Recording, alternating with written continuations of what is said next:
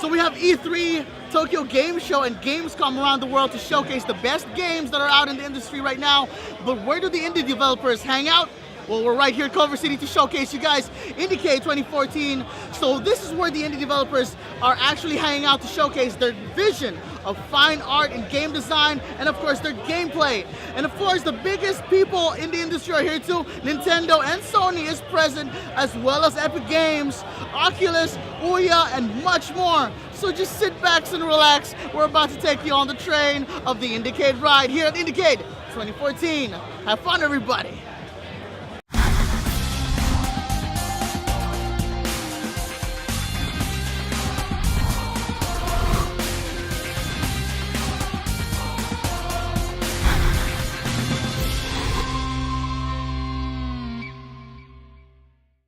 If you guys really want to see an atmospheric game, I'm here with John, and we're going to be talking about The Fall.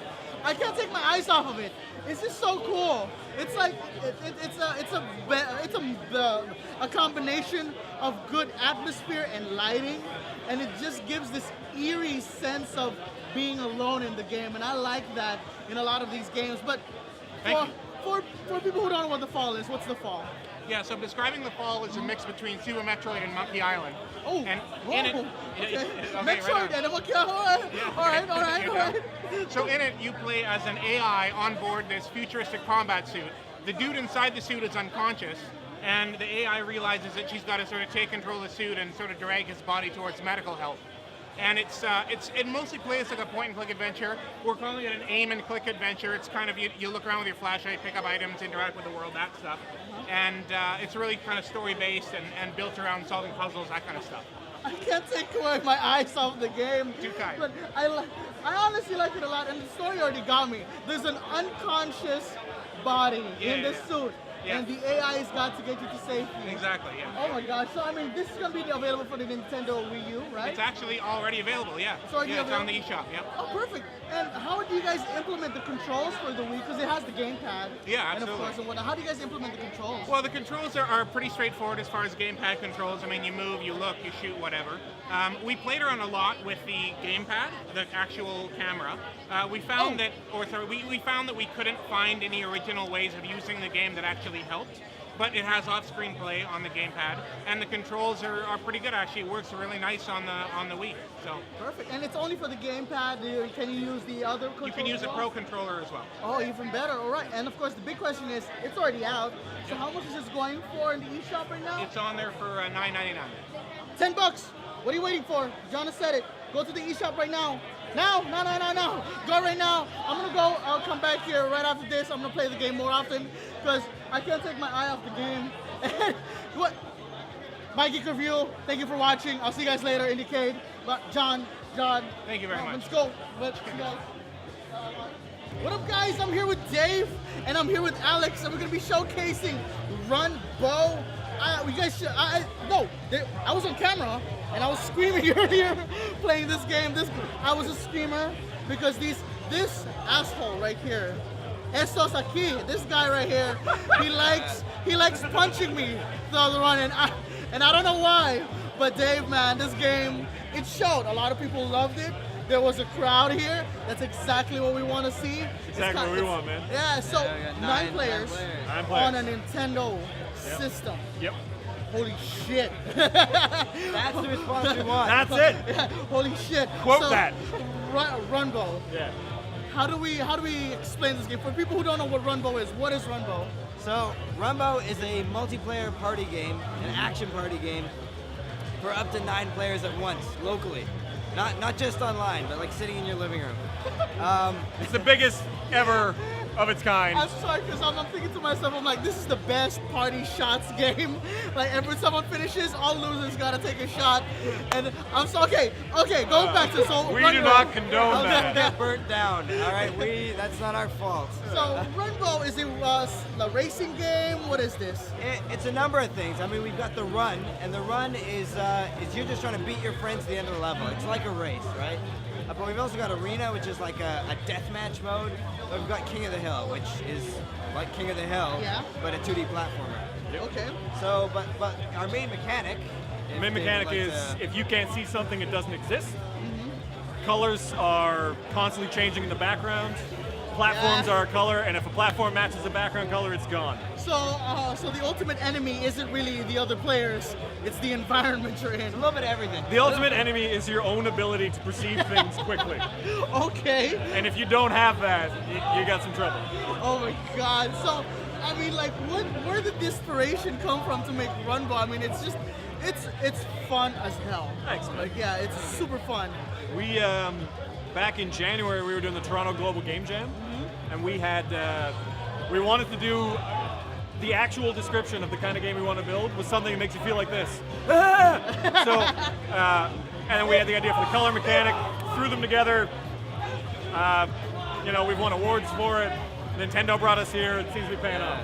So that expression he made, that was me, like 20 minutes ago. You were the loudest. Yeah. Because orange and blue were the biggest jerk. I think it was blue. Were you blue? I was orange, man. I was orange. This, Man. I was orange. I think I was this blue. guy. Yeah, this game's gonna make enemies, I swear. But okay, biggest question out of all: Get it. release dates and systems available. When and what is this gonna be on? We can confirm a release year right now. It's Uh-huh. definitely 2015. Okay. I promise it's not coming out in 2016. That's Yeah. And Right. as for the system, which is where it's gonna be Yeah. available? So right now we're a Wii U game, Wii U exclusive, Nintendo exclusive. Nintendo Nintendo exclusive. exclusive. Right. But I mean, like, we want as many people as possible to play the game, so like, we're not shutting any doors. But we got some features on the Wii U that just can't be done on other consoles, right? Right. We've got the 9-player, we've got Color Master mode, where one person's on the gamepad trying to kill everyone who's playing the game. A number of things there that we just can't do anywhere else. Nintendo's been really supportive of us. Really They're the reason that supportive. we're here. Yeah. So we're really happy about that, and we think it's a good fit for the audience. All right. Well, there you have it. Nintendo's hype is still rising. If you want more excuse to scream and hate your friends, well, Runbow's right here, right behind me. It's gonna come out in 2015. Alex, Dave, thank you for joining me. Thank you very you so much. much, Jesse. Of course, guys, relax, have fun. Indiecade, we're bringing it to you guys. Runbow, check it out. It's gonna be on our website. You're gonna see me screaming. We have a video of it, and I will see you guys next time on mygeekreview.com. What up, guys? We're at Indiecade still, and I'm with Matt, Shantae, and the Pirate Curse. The Yeah. Pirate's Curse. Man, this game. We had to push out Kevin, our PR, because he's a huge fan of the game. Sorry, Kevin. But Matt's here. He's the game designer of the game. Okay, Matt. So for the people who don't know the game, what is Shantae and the Pirate's Curse? All right, Shantae and the Pirate's Curse is the third game in the Shantae series. So the first one was on Game Boy Color. Second one, we actually had a Game Boy Advance game that we didn't ever release, and then the actual second one ended up releasing on the Nintendo DSi, and then later on iPhone and Steam. Wow, for everybody. For everybody. Yeah. And then this one is Nintendo exclusive. It's the third and last one in that story arc. And then we have a new game, which was our Kickstarter, Shantae Half Genie Hero, and that one is down the road a bit. Was it successful? Yeah, hugely thank you to everybody who funded it. Yeah. I just want to ask you, what do you think is the success behind Shantae that people love it so much? Well, it's, one thing that's really nice is it's a female lead character, which is awesome, and that started at a time when there wasn't much of that. It's also really funny. I think humor helps. It's a type of game that we don't get a lot of because it's an action platformer quest game. The games have a bit of depth.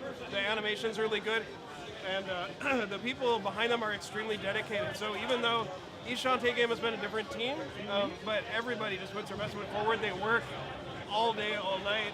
Weekends. They just pour themselves into that, and so there's really a mark of excellence on these products. So there's quality too. Yeah. Speaking of which, since you're on Kickstarter, that means you're literally working for the fans of the Absolutely. game. Oh yeah. Oh. Yeah, they let us know. So, Yeah, so you're involved with the fans all yeah, the time. yeah. Okay, all right, that's great. yeah, I'm on there a lot. Yeah. All right, perfect. Even better, but, it has a strong sense of community and whatnot. And this game, particular game, this one, is going to be just for Nintendo. Am I Yeah, right? this one's a Nintendo exclusive.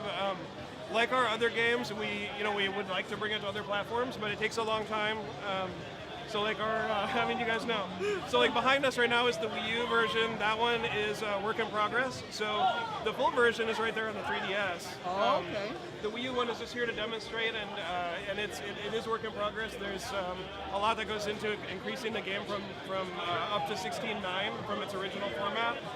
Some of the assets are HD, but not all. So we're keeping, basically our rule of thumb there is if it, whatever the artist created it at, that's how we're displaying it. So like the pixel assets are staying true to pixel. The HD illustrations are staying HD. Oh, so wow. that's why you get kind of a mix of HD and pixel. I kind of like that artistic value of it. All right, so when are we going to expect this game? That's a big question. When are we expecting this game? So the Nintendo 3DS version is this month. It's October 23rd. Uh-huh. Yeah, I just drooled on your camera. Such good game. Sorry guys, drool worthy. Yeah. So that one's October 23rd. That date. We've had it. We think locked down. We've had dates move before, so hopefully not. But October 23rd is what we're expecting. And then this one, the only thing we know for sure is winter.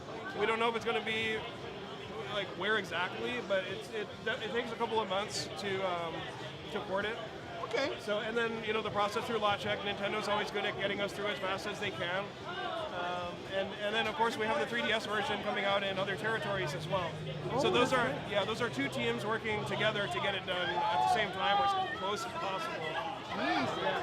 Well, there you have it, guys. Check out Shantae. It's coming out soon. October 23rd is the first one that's going to be coming out on October 23rd, of course, on the 3DS. Make sure you guys check it out. Matt, you've been awesome. Thanks, man. There you go. It's a game of bam. It's a fist, a bro fist, because this game is awesome. Check it out. And I'll see you soon, and I will see you soon on MikeyTV.com. I'm gonna come back and play this game. I'm gonna come back and play this game. I want to play this game like right now, seriously. I'm not lying. Hey, what's up, guys? I'm right here with Martin and with Philippe.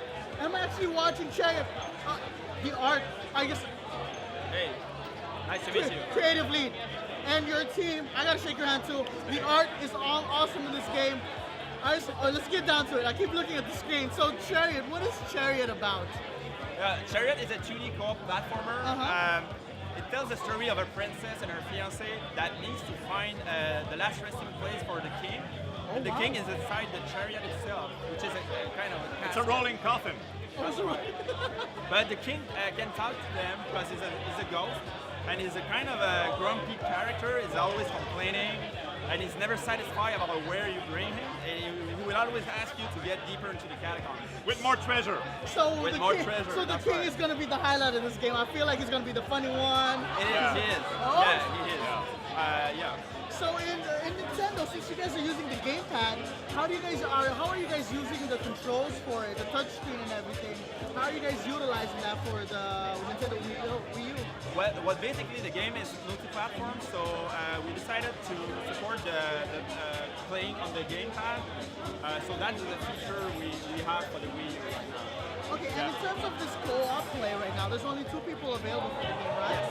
And is that also online as well, or is it more local? It's only couch co-op because we really wanted to focus on communication between the players. Yes. So it really has been thought of a co-op, couch co-op experience. Yeah, and it's also very much a game of cooperation. Most multiplayer games are actually competitive. This one is you have to work together. So it works much better with the person sitting next to you than online. So since this is a puzzle kind of game or platformer, from 1 to hell no, how easy or hard are the puzzles? Oh, it can get really tedious. So, but the main pad is kind of it gets difficult, but it's kind of okay. But the game can get really tedious. That's good. It makes you smarter. It makes you Yeah. smarter. That's I don't good. know that tedious would be the right word, but it's actually, it gets pretty hard. Challenging. It's very challenging. By the end of the game, if you want to get all the collectibles, you better be prepared for a very, very big challenge. It starts very easy, and then once it teaches you all the controls, then it brings you to the challenge. It's like, So, God, to the face. some people might think it looks a little kiddie, but believe me, it is a challenge. You want, speaking of kitty, I have to look at you. The art of this game. The art of this game, you gotta let them know. How did you come up with the art? I love the art of the game. We had this awesome artistic director and also awesome artistic staff that worked on the project. So yeah, Christopher Eggleston is the art director for the game. So with our engine, we used technology like Houdini. So it gave us the way to really put the art to a higher level. It's so vibrant. What Chris wanted to make, his idea was to make sure that once you see a screenshot of Chariot, you immediately recognize it for what it is. Oh yeah. It wanted to make sure that these little characters, these environments that are very squarish because of the physics which we use, because of the way the levels are designed, it was not hampering us, it was actually making the game look even cooler and more unique. Wow. And now the big question, of course, when is this game available and which systems is this game going to be on? Right now, the game, since last week, is available on Xbox One and PS4. It's actually free on Xbox One until the end of October. It's the Xbox Game Gold for the month of October. It's coming out on PC by very soon, and on Wii U before Christmas. Well, there you have it. If you guys have the chance, if you guys already have an Xbox One, get it for free. PS4, get it. Nintendo, you're almost there. You guys are going to get it, and PC as well. I'm excited, and congratulations, by the way, for being the free month on Xbox One. So check it out, guys. Chariot. It's only $15, so there's a lot of content for $15 there. Get it. Go ahead, get it. I'm going to go ahead and play it and whatnot. So check us out for more stuff like this. I'm Mike with you guys, and I'll see you in a few moments. Thank you guys. Hey, what up, guys? I'm here with Nick. Honestly, I don't even need to introduce what this game is, but I'm going to get it started. 9 out of 10, IGN. 8.5 out of 10, GameSpot. 9 out of 10, 88 on Metacritic. It's on his shirt. It's Shovel Knight. We're here at Nintendo. He's the guy who made the pixelated art for the game. Well, one of the people who's responsible for it.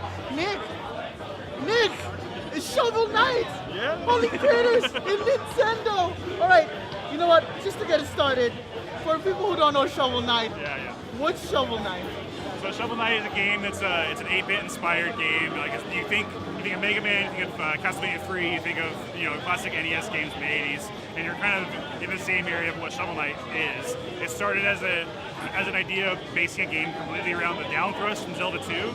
And so from there, we kind of spawned the idea of like bouncing on guys, and mobility is tied into the combat, and having all that be a one cohesive system and a simple system, right? Like never in Shovel Knight do you have to hold R and press X to do a different move than whatever just the next X neutral is. So it's not a complicated game. It's a 2-button game. It feels like an NES game, and that was like sort of the goal, sort of return to basics and make a game based on mechanics first.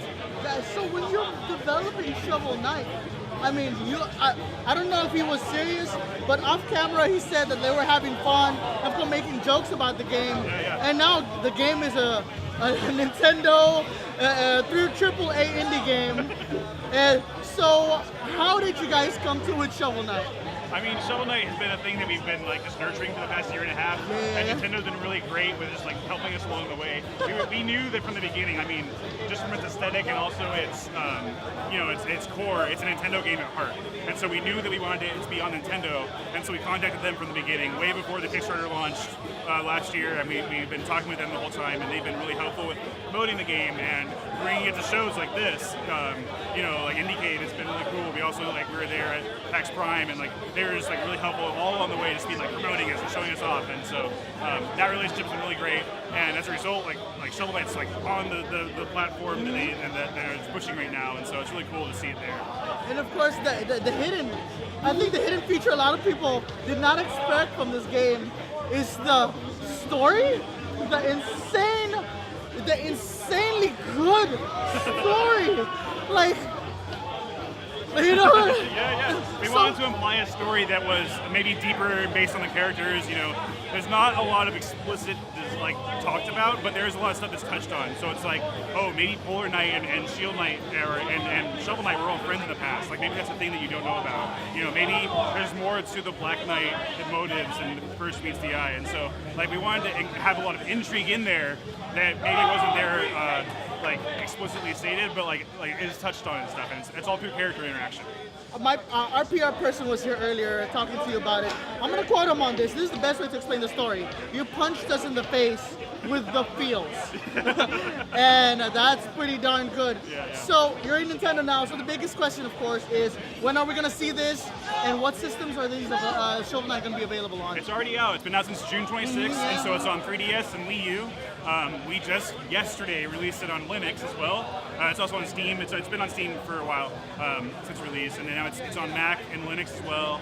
We're putting it to other stuff. Like it's moving beyond just with its initial launch, and so you're going to be able to play it on hopefully anything that you have, anything that'll support it. So right. it's almost for everybody. Yeah. Well, there you have it. Check it out. I don't have to say it. I mean, you could read the reviews if you don't trust it, but it's a great game already. Nick, Appreciate it. awesome time. Thank you very much. Check out Shovel Knight, guys. And for more stuff like this, head over to mygeekreview.com. All right, there's a lot of stuff going on here in the Indiecade booth right here at Nintendo. Holy creators, Sports Ball. I'm with Ned and I'm with Austin, and Sports Ball is the type of game where there's going to be a lot of trash talking and screaming and name calling because it's an awesome game.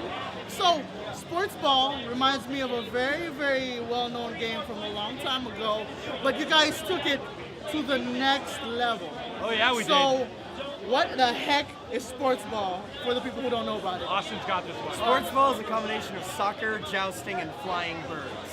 Okay. Yeah, as you do, right? All right. Yeah. So what's going on in the game is you're tackling each other. If you're familiar with that old game Joust from 30 years ago, it's pretty sweet. We added teams, we added competition, we added different stats, different birds, multiple levels, and a whole bunch of cheering and yelling competition. It's a game that's as much fun to watch as it is to play. They're screaming. Oh, They're man. screaming. They're screaming. There, done. So, Sports Ball. So, how many players could go at each other? Right now, 4 players can go at it. You know, we do 2-on-2, or you can do a free-for-all with, 1-on-1, and whatever you want to do. If you really got to trash, 3 friends at once, you could do a 3-on-1 match, but it's going to be really hard. So it's set up for a 4-player environment, but we also have a cool thing we're releasing on the Wii U. Going to have it so that on the gamepad you can announce. So you got that 5th player who can either distract or show love to the people who are playing. Being an announcer on the game, that's even awesome. What controls are available for this? Because I saw the gamepad. Can we use the Wiimote as well for this one? Yes. So you want to do flat mode, you can flap all around. We do support the option for the fully immersive experience. When you've got the nunchuck and Wiimote, you can flap to fly and thrust to dive. That's actually pretty darn good. So, We actually had to put in a "you need to take breaks" message because it's like that can be very intense. So they were like, "You should do this." only casual takes breaks. I'm a Only hardcore. casual. This guy. Jazzy's like, I take everything. I'm a hardcore kind of gamer, so Nice. you know, I'll be all day. But okay, biggest question, of course, Okay. when are we going to see this game, and for which systems are we going to see this game? You're gonna see it as a Wii U release right now. Going Nintendo exclusive at the moment. Okay. We're in cert right now. We're trying to drop in a couple weeks. So as soon as we're done with the certification, we'll be coming out. Look for it before Christmas at the latest. At the Nintendo eShop, right? Nintendo eShop. Yep. Oh, perfect. There you go.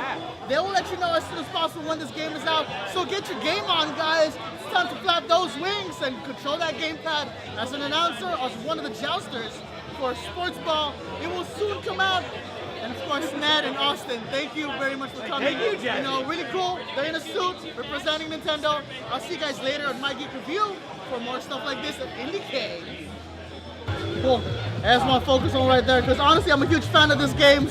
Swords and Soldiers 2. I'm with Jasper with the game design of this game. It's exciting. Nintendo. We're Nintendo. Yeah, we're Nintendo. Holy critters. All right, you know what? Just how you've been, Jasper. I know it's been a wild ride with Swords and Soldiers. You're here at Nintendo for it too. So, for those people who don't know what the Swords and Soldiers are, what is this game about? It's a strategy game, but in a side-scrolling format. So basically what we tried to do with the original game was try and squeeze a game like StarCraft or Warcraft in a side-scrolling format, Right. and simplify and streamline it in such a way that you don't really have to micromanage all that much anymore, but you're thinking about the macro strategies of your economy and when to build what guy and stuff like that. So what makes this unique, aside from the 2D plane, what makes it unique in terms of strategy? What new elements did you guys provide? Because I mean, there's real-time strategy like StarCraft, and it's a different way to manage that. Yeah. What makes this unique in terms of its 2D management? Well, I guess that there's a lot of things. Basically, when you build a unit, you don't have really direct control over it anymore. He'll go out and fight by himself, so you don't really have to micromanage the guy anymore. But on the other hand, you have spells, which you can use to influence the battlefield more directly. So if you want to help your guys or try to help your guys out, you can grab some spells. And for instance, you have a snowstorm that freezes a bunch of enemy units, and then they can. Then your guys can attack them without fear of repercussion. And there's healing spells, but there's also giant screen wiping, Street Fighter style spells that will wipe out enemy armies. So basically, you're the god of these awesomely cool army, right? Definitely. Well, I mean, this is the second game. So what's the difference between the first game and the second game this time? So the original had 3 factions called the Vikings, the Aztecs, and the Chinese. The Aztecs and the Chinese are out, and they're now replaced by the Demons and another faction that we're going to talk about soon. And all of the factions have been greatly expanded, so there's almost twice as many things to get from their tech tree, twice as many units and spells. Each of the factions now has new super spells as well, and they now also have super units, which is a new category of unit. Kind of like a Warcraft style hero unit. You can only have one of them at a time, and they're really a lot tougher than the normal units, and they all have an alternative stance. So for the demons, there's this guy. There's a. Oh, I thought that was an arm coming out of its mouth. I thought it was an arm coming out of its mouth, but it's actually a small head with a huge body, like a lot of like Hulk kind of thing going on. He's a hulking creature that can. He will smash up the enemy, but he has an alternative stance that you can toggle, and once he's in that stance, he will throw allied units over your enemies. So you can use that to get your units into enemy territory. You can use that to throw your units over enemy towers and structures and get them right at the base of the enemy. Okay. It's really cool, and it's really screws up everybody's strategies. Well, this game is coming out soon, right? So the biggest question, of course, as usual, is when is the release and which systems is this game available on? We haven't set an exact release date yet. We're aiming Q4. Q4? Oh, no, I mean, I'm sorry, Q1. Q1. Early next year. Early next year. After the holidays, not this year anymore. And what was your second question? And which systems will this be available on? Wii U only. Wii U only? Yeah, it's what? exclusive. Yeah. Really? What? Yeah, Dude. that's why we're here. No, that's a Nintendo exclusive. Yep. Nintendo exclusive. Nintendo exclusive. Yeah. All right, right here. Well, Jasper, thank you very much for your time. Yeah, nice I'm gonna talking get to get to know about this game a little more. Yeah, and go spend about 4 hours on it. But thank you very much, Jasper, and we'll see you guys on it. And I'll see you guys next time here on MGR. All right, I'm a huge fan of RPGs, and the first time I saw Costume Quest, I was somewhat hesitant, but it paid off in the end. And Costume Quest 2 is here, and I'm excited. I'm a huge fan, and I'm with Victor, who's the producer of the game, and of course of Double Fine as well. Victor, thank you for coming to Indiecade. Thanks for coming out. So, Costume Quest 2, for those people who don't know Costume Quest, what's Costume Quest? Costume Quest is an RPG game that's all centered around being a kid and Halloween. Right, so right. The story centers around these 3 kids who just want to go trick-or-treating. They just want to go, have a good Halloween. But in this game, they meet an evil dentist. Okay. Dun dun dun. And the dentist, they don't like candy. They want to keep everyone away from candy, all that stuff. So this dentist decides to travel back in time and change history so that Halloween does not exist. What? Exactly. So in the game, the whole point of the game is you have to travel back in time and into the future, and it's super convoluted and awesome in sort of a time travel way. Of course. I love Back in the Future style. Yeah, exactly. And the whole point is you're just trying to save Halloween. That's your purpose. It's funny because I have the Marty McFly hat, and I'm actually talking to him about Costume Quest 2. So, what's the difference between now and the old Costume Quest? So what's the same is what people loved before and what we loved, which was the writing, the artist, the aesthetic, Yeah. the look of the game. So we carried over all the cool stuff, the stuff that everyone loved, just the stuff that we wanted to make sure was there. What we improved upon was the gameplay. Yes. The combat is much deeper now. It's timing-based attacks. So before it was a much simpler sort of attack system. Now, your attacks can be weaker or stronger depending on how good you are at timing them. So it's more tactical. You can upgrade your costumes because you collect costumes in the game, That's and then the you fun use part, those in yeah. the battles. And you can upgrade those and just make them stronger and better and more badass, basically. Oh yeah. Since it's on the Wii U now, can you explain the implementation of the gamepad? How are we going to use that in the game? The gamepad, it's fairly straightforward. Just to use it as a controller to navigate the game, and I don't believe there's any specific interface with touchpad or anything. It's pretty straightforward. All right, perfect. Just to not get too wacky.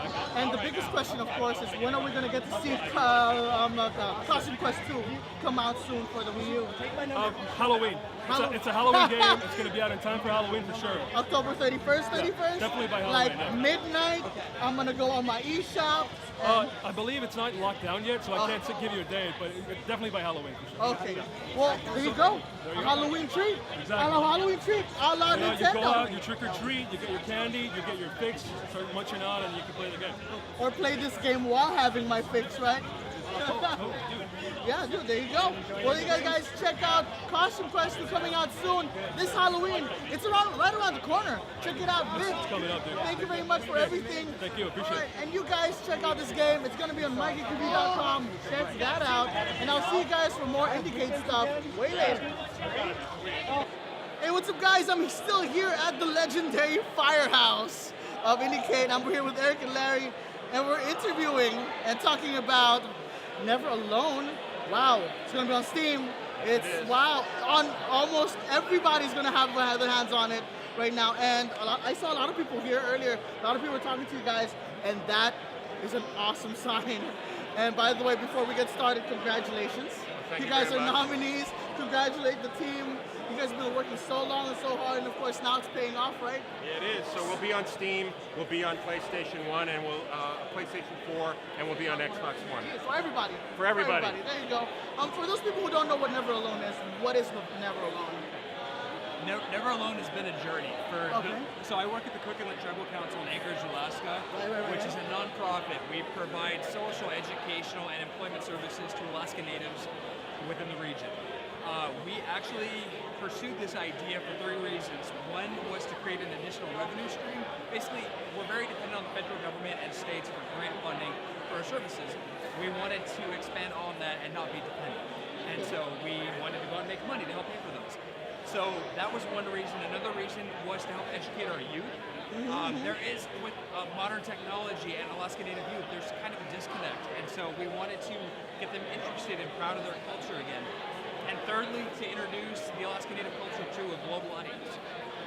So there's a lot So it's an educational game, and of course it's also a journey for you guys as well? Yeah, I wouldn't call it an educational game. It's a game, you know. just a game? It's a game, it's a lot of fun, and if you learn something along the way, that will be great. I mean, there are a lot of different ways of playing a game, right? You can make up a story, Yeah. or you can take a story that's been around for 1,000 years and that's been passed down from generation to generation orally, and turn that into a video game and expose something that's been rich in somebody's culture to a much bigger audience. So this is basically the story of Alaska in a game? Is that how Well, so actually the story itself is called Canuck Sayuka, which is an Alaska Native story that we've told for generations. Wow, okay. And on top of that, we've actually mixed other stories into the gameplay as well, but you're basically playing stories that we've told for generations. And the story is about an endless blizzard, where the blizzard is ravishing the village because the people can't go out and hunt and fish, so they're not going to be able to eat. So a young girl decides she's going to go out and she's going to find the source of the blizzard. Along the way, she meets an Arctic fox, and they encounter all kinds of obstacles. I mean, this is the Arctic. You've got blizzards, you've got calving icebergs, you've got polar bears, and you've got to figure out how to get around those So things. technically this is an Alaskan legend. It is, and actually one thing I want to mention before we go is that this game isn't about the Alaska Native culture, it was made with the Alaska Native culture. Oh, okay. Well, that's even It was great. a joint process. So we worked with the name of the people are the Inupiat people who live on the Arctic slope, on the northern part of Alaska. And we went up there and we met with them, and we worked with elders in the community, storytellers, the youth, to make sure that the story was real and authentic. And so we did what we call inclusive development between Eline and the Inupiaq community to make a game that really reflects on their culture with the people whose culture it is. And now you're here. And here we are. Did you let them know that you're here? It's hot here too. Then, oh my God, yeah, welcome to California. So the biggest question, of course, is, well, you already said it, but one more time for the audience. When is this going to be available, and which systems are we going to see this on? November 18th on the Xbox One, the PlayStation 4, and Steam on PC. All right, there you have it, guys. Check out this game. Never Alone is, my God, it's a nominee. And there's a reason why it's a nominee. And congratulations once again. If you guys want to experience the journey of like Alaskan culture, is that safe to say? That is safe the to say. Alaskan culture. That's the last thing you want, like you would hear, like Alaskan legend in Alaskan cultures. It's right here, and it's not like, not saying not a lot of people read books, but I would prefer this over like reading pages upon pages. But that's great. You're passing down a story from generation to generation. Yeah, we are. In the modern age. In the modern age. So one more time, guys, congratulations. Good luck, Thank you. by the way. Appreciate it. Larry, Eric, hey, what's up, guys? I'm here in Indiecade. I'm still in the firehouse, and guess who I stumbled by upon? Squinky and the Squinkets. Right here. Hello. Dude, you should have seen y'all played awesome. Thank you. Seriously, it was really cool. It was like a chorus, a complete orchestra, and what do you call that? A euphonium. Euphonium. It was really cool, that instrument. I had a blast listening over there because it was a really cool mixture of sound and voice all together. But Squinky and the Squinkets, how did this come together? How did they come together? Squinky and the Squinkets. Well, Squinky and the Squinkets is like just it's like, I don't know, it's like a name like that. It's kind of like one of those 1950s band with like the Rockettes or the something-ettes, whatever. And I thought like it'd be kind of funny, like if I do a solo musical act and I call it Squinky and the Squinkets. It's like, where are the Squinkets? It's like it's just me. Like, so I thought that was kind of funny. But the Squinkets, from my understanding, because what I saw there, the Squinkets are the magic that produces through the music you make. Because like when I start seeing layers of people singing, it does sound like a Squinket group. Yeah. It does sound like a Squinket group. And with the combination of the way the Squinky and the Squinkets play the euphonium, it sounds really, really cool. And you just gotta listen to it. So that's done with the magic of live looping. So essentially what I'm doing is I am creating copies of myself and having them loop over and over so I can play along with them. And you told me you use an iPad for that. I use an iPad for it. Which app did you use again? I'm sorry? It's called Loopy HD. Loopy HD, and actually Loopy HD right now is available in the App Store. Oh yeah. How like going for 99 cents, I'm assuming? Probably, something like that. And I'm actually running it on an ancient iPad 1. So it's pretty good though. It's compatible for the iPad 1? Yeah. Oh, Isn't that amazing? And you could actually use it in a professional environment, which is awesome. In a So performance. let me ask you, do you have a CD out, or are you on iTunes recently? Not yet. I'm hoping to get an album released sometime this year. I have the music I did for the Dominique Pamplemousse soundtrack, which is a game that I'd done previously, available on Bandcamp. I have some sounds up on SoundCloud, but I would really like to get some kind of an album recorded. Oh, there you go. I mean, hopefully I get to see you soon on iTunes. But for those people who are interested to seeing, just listening to the sounds of Squinky and the Squinkettes, what is your link for SoundCloud? SoundCloud. SoundCloud.com/Squinky and the Squinkettes, all one word. Is it and, or is it the symbol and? And, A-N-D. Oh, because A-N-D. like you can't put the symbol inside a URL, right? Well, there you have it. Trust me, it actually sounds really cool. Listen to Squinky and the Squinkettes, and trust me, y'all gonna be blown away by what they are. You're all gonna be blown away. See, I can't put words together. I'm just blown away by it. You guys should just literally check it out. But for more stuff like this, like usual, head over to MikeGeekery.com. We'll have like a nice little sample from SoundCloud there, so y'all can listen to it. And Squinky and the Squinkettes, of course. Thank you very much for playing in Indiecade. You guys are awesome. so much. And I will hope to see you guys in the future once again, and hopefully on iTunes. And on One day. There you go. So I'll see you guys next time, and I'm gonna bring you more stuff right here on Indiecade 2014. Actually, I have a sticker right here. Affordable Space Adventure. I was actually in the Nintendo booth not too long ago, and this caught my eye with a couple of my team. A developer wasn't there, so we hunted her down, and she's here.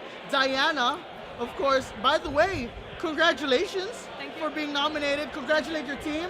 Such an awesome game. Very atmospheric, which is great, and Nintendo's proud to show it. It's in the Nintendo booth. It is nominated here in Indiecade. So, Diana, for those people who don't know what Affordable Space Adventure is, what is that game? So, Affordable Space Adventure is kind of like a game that is trying to really take advantage of the secondary screen. Oh, okay. Like the VU. Yeah. And what is special about it is that it treats it as a control panel of a little spaceship, like a portable spaceship you rented to go to a very nice new planet and explore it. Things go a bit wrong, so you end up on a hostile planet. Oh. So all you need to do is like kind of figure out your way out. And the whole, as I say, gameplay is very much on the secondary screen because you have like different engines and different properties you can toggle. So it's really like it's like your cars have control panel or like your spaceship's control panel. So that's what you see in the second screen. Yeah, and it's very, it's like really a new approach to how second screen games should be. Since like everything, the full interaction and the gameplay, big part of the puzzles is like on that little screen there. Even though the game is, like really on the big screen, but you have to engage with the second screen. So since the puzzles are on the screen at the bottom, is there any use of the bigger screen? What are we looking at on the bigger screen? So basically, I mean, all your obstacles or the entire world is the big screen. But once you meet these little robots, you are like super powerless. You can't do any action really. So you have to like avoid them. And all you can do is scan and see what they're sensitive to, and then you have to play with your systems, lower some properties down to be able to pass them without being noticed. So the thing is that everything is really on the big screen is the game, but really the puzzle solving, it comes on the small screen. That's where you kind of like adjust your systems and then you move on. So it's really like we're trying to do, the game is kind of slow so you can like stop, look down, adjust things, move on.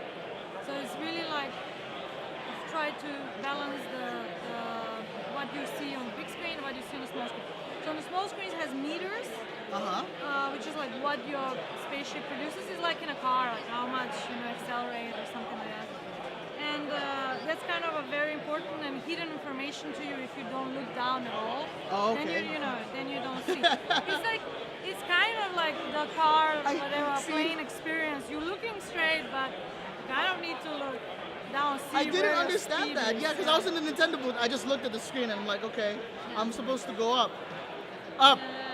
I didn't want to go. But now that you explained that, You was have to really start cool. the engine. It has this like a very, very old That's engine really sound. cool. You couldn't hear it there. I have some headphones here, but it's like when you start your spaceship, it's like an old car. This is very affordable, right? It's cheap. Oh, is that why it's called affordable?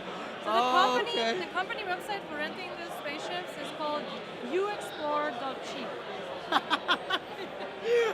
Alright, so when is this game going to be available for the Wii U? So in the beginning of next year, 2015 release? Yeah. Q1? We don't know Q1 for sure, but we don't know when. Let's see. Depends on Nintendo approval process. We are finishing it this year. Well, there you have it. Once the Nintendo approval process is done, you guys will see this on the Nintendo eShop. Next year, Q1, so wait for it. This is Affordable Space Adventures. I'm really excited about it. I want to see some controls and someone finally using that secondary screen. So be excited about it. Diana, thank you very much for this. And I'm going to see more of this game, to be honest, because this is exciting. And I'll see you guys next time on MikeyGivi.com. Thank you very much for watching. Hey, what up, guys? I'm here once again at the Indiecade. See, we were talking about E3, but this is Indiecade 2014, and I'm here to talk to James about Ether 1. First off, congratulations. Thank you very much. You've been nominated here, Indiecade. Yeah, their place is now like crawling with media. We're not, and he's like, my knees are hurting, and I'm like, no, you're gonna talk to me about this knees game. and jet lag and everything jet lag. else, You're I'm just still like- gonna talk to media after media after media because you've been nominated. We pay attention to these, and we saw this game. It looks great. Thank you. Thank you So much. for people who don't know what Ether 1 is, what is Ether 1? Okay, so Ether 1 is a first-person adventure game, Uh-huh. puzzle adventure game that focuses on dementia and human emotions. So you play as a restorer who is basically a man who can project themselves into the mind of a mentally ill patient who might have dementia or Alzheimer's, any kind of sort of ailment. And they go in there and try to restructure their memories and fix them. Oh, and since you mentioned dementia and Alzheimer's, how deep scientifically did you really explore that? So scientifically, so one of the reasons why we kind of know quite a lot about the subject is we have family members, especially my father, for example.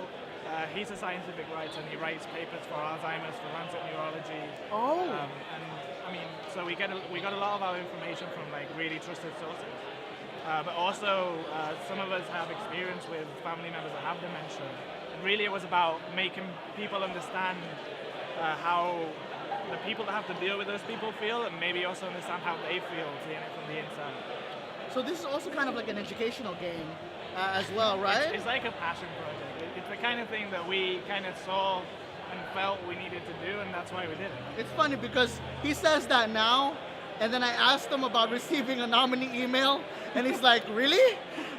I don't know if he just can't believe it, or he thinks the game is not that. No, I mean, so for us, it's like we're like a small team in the UK, came out of university and kind of mushed together something that we thought was cool, and then to send something out to the US and Indiecade and get an email that says, hey, you're one of the finalists. It's like, and now you're here. We're really here. It's like crazy. And now you're here. So, what engine did you guys use to develop Ether 1? We used UDK. Okay. So it was really easy. It was free. It's what we knew. So that's basically it was a no-brainer. We know how to do things with this thing, so we'll make it with this thing, right? Oh wow! And now, since we're developing now for the PS4, we're making it in UE4, so we're porting the game onto a new engine, and there's kind of like all the things that come with that. But Jesus, at least we're learning a lot. Nominated and Indiecade, and now working on the PlayStation, working for Sony at the it's moment. ridiculous. That is crazy. Wow, that's an exciting story. So, biggest question, of course, for you is when is this available, and what systems is this going to be available on? So it's already available for PC.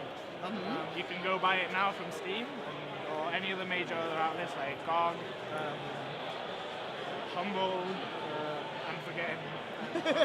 It's all over the place. You can also get it from our website as well if you fancy.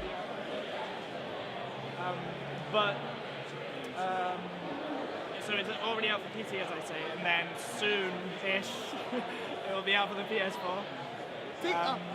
Take your time. Trust me as a gamer. Take your time, refine it, take all of the bugs out. We're only a small team, so it takes its time, but we'll get it. Well, there you go. Perfect. Well, thank you very much, James. I'm excited about the game. I'm excited. You're excited too, you're here, and you have jet lag and your knees hurt. This guy, I like this guy. He's funny. And then he's like, oh, really? We won? Or we're finalists for Indiecade? But congratulations once again. And good luck. Hopefully everything works out in Indiecade.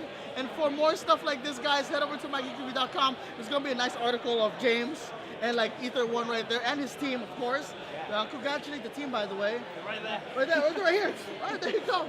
All right, so for more stuff like this, head over to MyGeekReview.com, and I'll see you guys next time. There's more stuff in Indiecade, so check those stuff out, and I'll see you guys in just a few moments. Hey, what's up, everybody? My Geek Review right here. I'm with Sam, the person to talk to about Indiecade, and shout out to Indiecade. They've been very grateful. Very gracious towards my Geek Review. They've been hosting us for a lot of times as well. Of course, Culver City. See, taken out by the Indiecade loves us a little too much, and of course, Culver City has been also very helpful for you guys, hosting you guys every year. And of course, man, just wow, Indiecade. Back in 2000, when I was here 2009. 2009, it was just a small section over there, and now it's 2014. We have Sony, we have Nintendo, we have Oculus, we have almost over 100 games. So. Jesus Christ. So before we get started, for those people who don't know what Indiecade is, what is Indiecade? Yeah, Indiecade is the International Festival of Independent Games. We like to call it the Sundance of games. I mean, basically, when we say all those things, what we're saying is Indiecade is a place where we try to showcase the innovation and the artistry and the diversity of games and play as a field. You know, we believe really strongly that games aren't just necessarily this like narrow patch of things that some small group of people plays, but that like pretty much everybody plays. You play something. You play card games, you play board games, you play sports, you play video games, you play with like blocks when you're a little kid. Everybody plays, right? And like we're a place to celebrate that and to invite everybody out to come and experience some of that play. Well, here's a question for you. A lot of people always ask this question. I have a hard time answering myself. What is an indie game? It's a great question. Here's the secret to Indiecade. Okay. I don't try to answer that question. Okay. Right? I tell you, do you make indie games? Send them to me, because that's actually what interests me more than like what I think an indie game is what the people out there making games right now who think that they are making indie games. I want to know what they're making. Right. We try to be inclusive, not exclusive, essentially is the answer, right? So I don't want to say you have to look exactly like this to be an indie game, because then I'm going to miss out all this cool shit over here that may or may not be an indie game. Basically, the only rule we have is like, if you've got a giant budget and you're being funded by a major console to make a game that's pretty much like all the other games, that's probably not an indie game. But other than that, we're really open. And this is also, you know, we show board games, we show big games, we show a lot of stuff that's not just like traditional video games. So we really try not to exclude anyone. We want everybody who feels like they're doing independent artistic work to be a part of what we do here.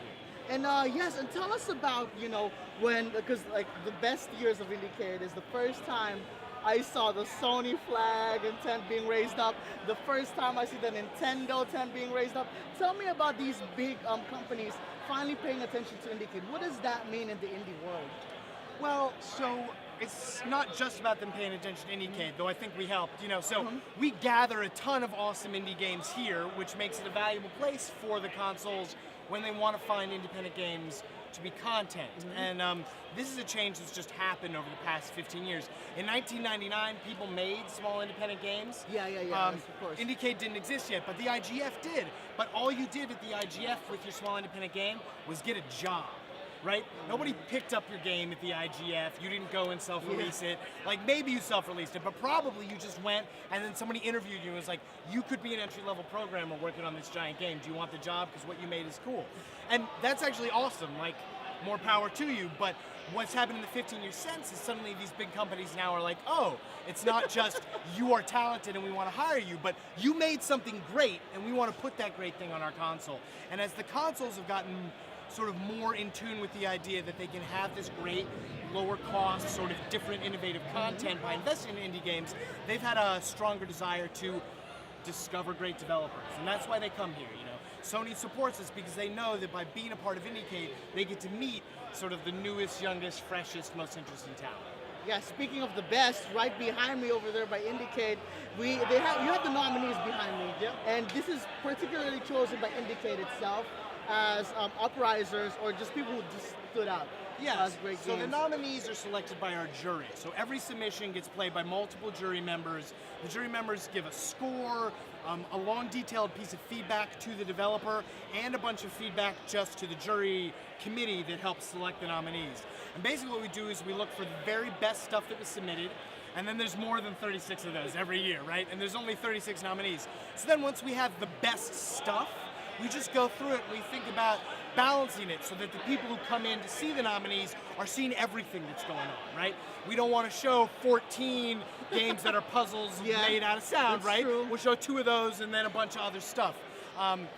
So that's sort of what we're looking at here is an exhibit that highlights the very best work happening in the most diverse, spread out parts of the industry. So as a last message for the people who are developing games, what would you tell them as an Indiecade representative? What would you tell the indie developers out there about Indiecade and their work right now in indie games? You should submit to Indiecade, and everybody always asks me, what do I do to get into Indiecade? The answer is just make something you're passionate about. we love labors of love. We want you to make the thing that you are crazy for and then share it with us. And like, we can see that when you do. And we love games that you make because you couldn't make any other game. And it's a little amorphous, but that's my advice. And regardless whether or not you submit to Indiecade, keep making awesome games. The world of people and for people who love to play games gets better every year, and it's because there's more of you every year saddling up, downloading Unity, and making awesome shit. So 2 thumbs up. And if anything, we'll see you here next year Rock and roll. at Indiecade. All right, Sam, thank you very much for everything. very welcome. Great con every year. Great festival. Thank I'm sorry, you. I'm going to call this a festival No, now. they call it con, I don't care. It's a festival of great games, but I'll see you guys next time on MikeyCreepy.com. For more information on Indiecade, just Google Indiecade or go to Indiecade.com. Cool. And I'll see you guys next time. Sam, been awesome. Wow. Thank you Always so much. mind-blowing. And I'll see you guys later. Thank you guys.